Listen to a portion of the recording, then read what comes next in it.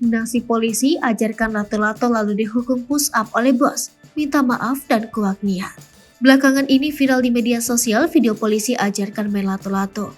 Terungkap bahwa si polisi adalah anggota Propam Polres Sungai Hulu, Kalimantan Selatan bernama Aibda Dwi Hartono. Kini terungkap nasib Aibda Dwi Hartono setelah videonya ajarkan main lato-lato menjadi sorotan.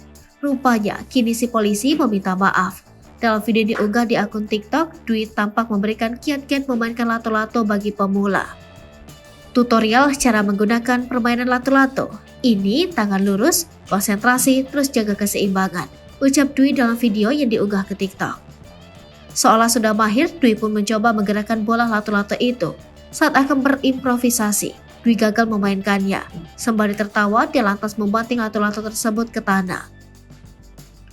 Video tersebut berhasil menghibur netizen, tak sedikit yang membubuhkan komentar positif dalam video Dwi.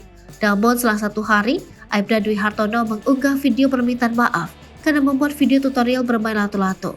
Dia menegaskan video tersebut dibuat tanpa maksud merendahkan marwah Polri.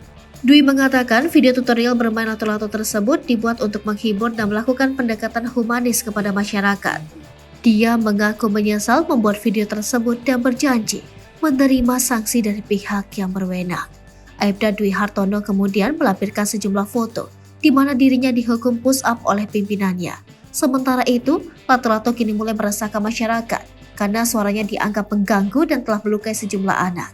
Lato-lato sebenarnya bukan permainan baru karena sudah ada sejak puluhan tahun yang lalu. Permainan ini bahkan sempat dilarang di berbagai negara.